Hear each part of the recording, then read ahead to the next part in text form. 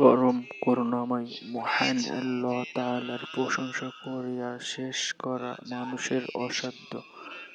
তিনি কোন শব্দের দ্বারা 18,000 আলম সৃষ্টি করিয়াছেন।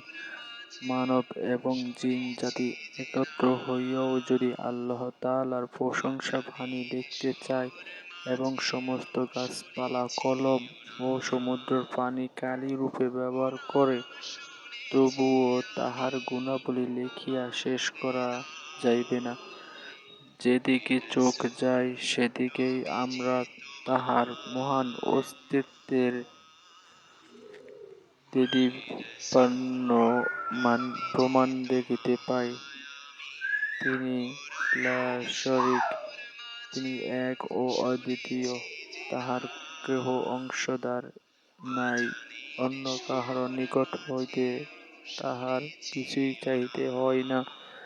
তিনি সামাদ বা অভাবমুক্ত, তিনি কাহারও ঔরসজাত নহেন এবং তিনি কাহাকেও জন্ম দেন নাই।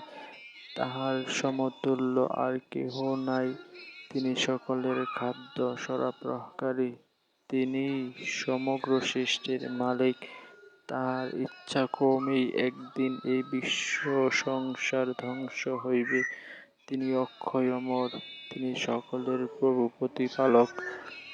মানুষ আল্লাহ তাআলার ইবাদতের জন্যই সৃষ্টি হইয়াছে। আল্লাহ ইসলামকে মানুষের জন্য জীবন-বিধান রূপে মনোনীত করিয়াছেন। মানুষই তাঁহার সৃষ্ট জীবের মধ্যে সর্বশ্রেষ্ঠ। এই জন্য মানব জাতি আশরাফুল মাখলুকাত নামে অভিহিত।